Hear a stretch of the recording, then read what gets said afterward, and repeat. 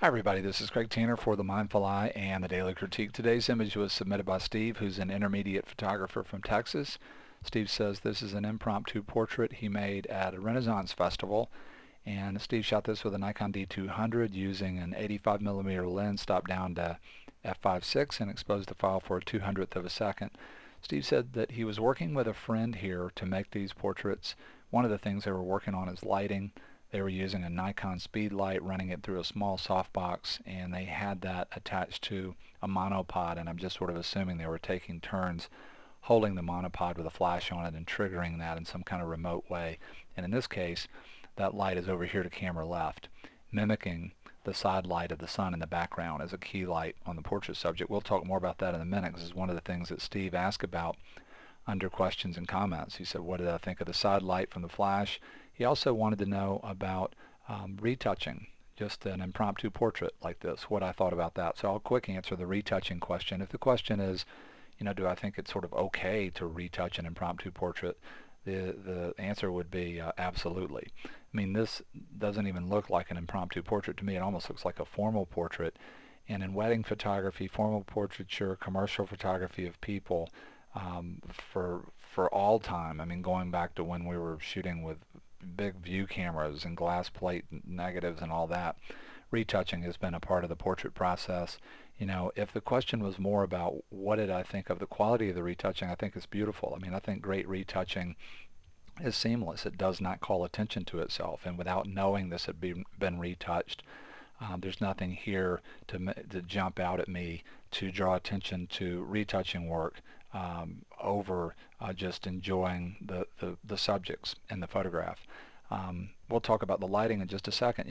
When I look at this image, one of the things that I love almost right away is color. It's a very, very rich image from a color standpoint. Some really neat color theory things are happening here.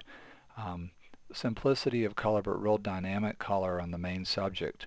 Red, white, and black is a real powerful color combination, and it's really beautiful how her warm skin tone, the color of her lips, is harmonizing with the little bit of red that we're seeing here in her shirt. Really beautiful the way the red here gets harmonized in the background, and then you have all this green to balance the red, which the red can be very dominating. Beautiful harmony in some of these darker shadows back here with the color of her hair, color of her eyes, color of the beret, and really neat seeing kind of a third dominant color idea coming in here, the feeling of blue and even a violet over here. Violet's playing off of orange there, blue can play off of red. Just very beautiful from a color theory standpoint.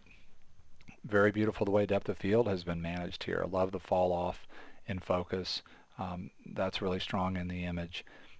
The other thing that I'm enjoying about the image is this person. I mean, it seems like she could be a professional model, and not only that, but Steve and his friend, having the courage to just approach people in a situation like this. And it seems that they've built great rapport with her. This is a very close portrait, so they're physically close. That can make it difficult to build rapport.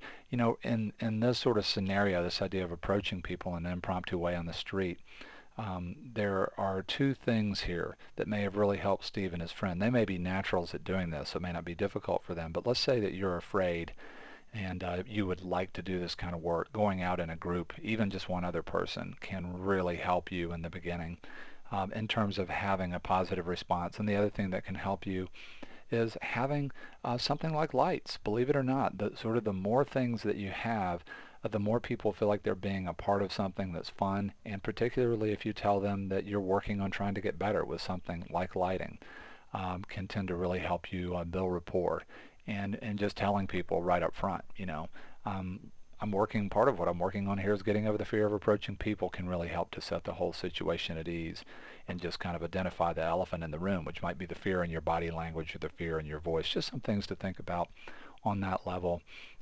This is a really gorgeous portrait, and so the things that I'm going to talk about now can hopefully help anybody that's wanting to either get into photographing people, work with a little bit of lighting, or maybe just improve your photography of people. I'm just going to talk about some variations that we might think of. When it comes to the lighting, I think Steve and his friend have done a really great job of getting Beautiful light into the eyes, a real dynamic catch light in the eye up here in the top part of the eye. That's all about placement of the light. The middle of this light, to be reflecting like that, has got to be a little bit higher than the middle of the eye. That's a classic position for a key light. It's mimicking the light in the background. Not just from a direction standpoint, you get a real strong sense of light moving in this direction, but also doing a pretty good job of mimicking the color temperature of that light. Light back here looks warm, and the light on the model looks warm. And I think all that's working well. One of the things that looks a little bit unnatural, and please hear me say I'm saying a little bit, is the quantity of light that's hitting her. And also these specular highlights, that's a reflection of the light itself and the way the light is falling off on her. The sun is 93 million miles away. We have the inverse square law that basically, without going into it, just describes how dramatically light falls off as we take a subject and move it further and further away from the light. It's not like normal photography where it's simple math, it's geometry. And so with the Earth being 93 million miles away from the sun, the whole Earth relative to where the sun is basically in the same place in terms of getting a quantity of light based on the inverse square law. But when we start to bring in a light and we have it really close to a subject, it will fall off incredibly dramatically. And you're seeing that here. From here all the way over to this shadow, you're seeing how dramatic this light is falling off in a very short amount of space. And we could do one thing that would really help to solve several of these issues with the lighting if we want to make it look more natural and also make her look a little bit more dramatic or a little bit more elegant. And that is to just take this light over here and feather it in this direction. So right now it's sort of shooting straight in. It's hitting kind of the middle part of her face relative to where the light is. If we rotate it this way so that just an edge of that softbox is starting to hit somewhere in here and then falling off, it would cut down on all of this. It'd get rid of it would stop accentuating all of this, which is not the most important part of the portrait subject. It would get rid of that fall off because we wouldn't be seeing the light falling away as much because most of the light would start in here somewhere. You wouldn't have a hard edge here to deal with because it's a softbox. You would just get a sense of the light falling off in this direction. You would have more of a feeling of sort of a spotlight or model light right in the middle of her face, and that would mimic the dominant lighting pattern that we're seeing in the background more closely. And feathering a light is huge. It's a big takeaway from the critique today. I mean, the tendency is to take lights and just point them right into things. And using the edge of a light can do so many different things for you.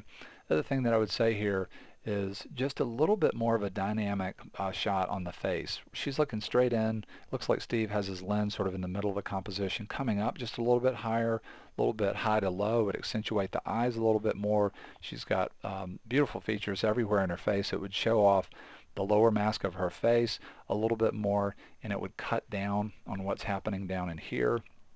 And it also would just make this a little bit more dynamic. And in a perfect world, what I would like to see here is to talk to her and get her to straighten up in terms of her shoulders to the camera so that we get this second shoulder over here for more symmetry at the base of the portrait.